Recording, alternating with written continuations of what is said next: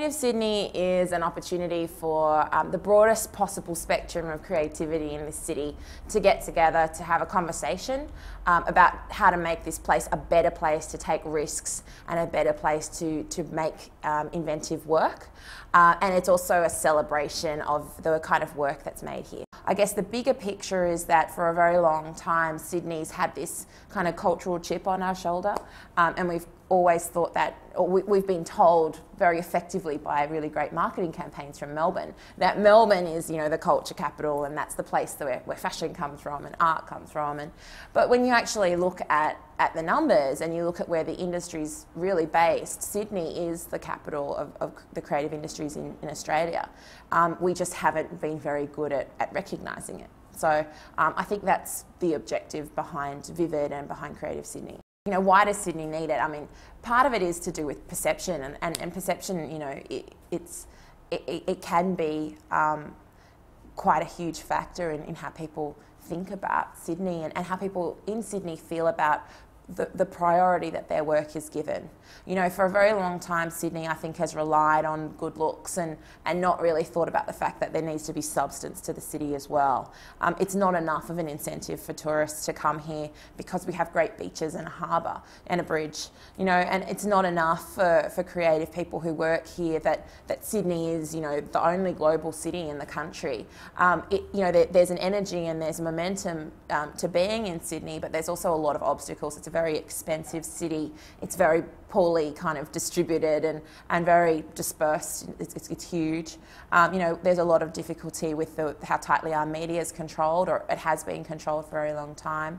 And it's a very over-regulated city as well. So all of those things, I think, work against creative people when they try and take risks and start new projects. And when there isn't this kind of clear appreciation for those creative risk takers, it can be disheartening, and people decide to move to Berlin or move to Melbourne. I mean, they're the kind of two standard responses that creative people tend to take when things get a bit hard in Sydney. What I think Creative Sydney is all about is, you know, let's all get together, let's figure out what the real issues are, and let's figure out how we can solve them as a sector. And then hopefully we won't lose all our great minds overseas, and maybe the brain drain will be reversed and people will be enticed to come here. It was interesting that there were actually these themes that developed that, you know, I wasn't expecting to emerge, but they did.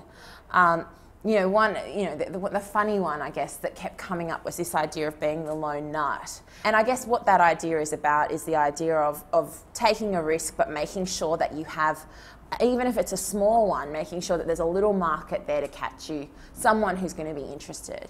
And that came up a few times as well, about kind of just the basics of, you know, figuring out if what you're doing is original, figuring out who your market is and where they are and how you're going to speak to them, and then figuring out, you know, how do you actually get it to them.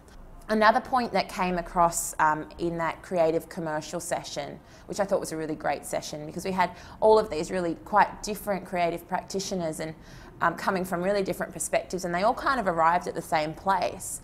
And what they were talking about was the idea that you can't, when you take on a project, you can't just do it for one reason. You have to actually have a number of reasons for why you're going to spend your time and your energy and put your ideas into a project.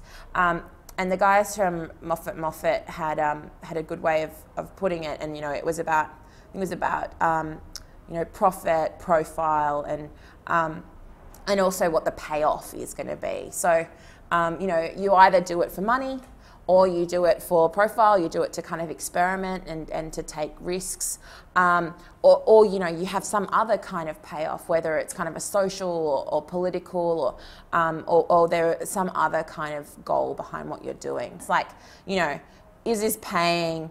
You know, if not, then you know, am I getting something out of it personally for my own kind of creative stimulus? And if, you know, and a little bit of that needs to be also about doing something for other people as well, whether it's kind of about building a network or doing something that has a social conscience or doing something that, you know, is politically important as well. So that was an interesting theme that came out of it.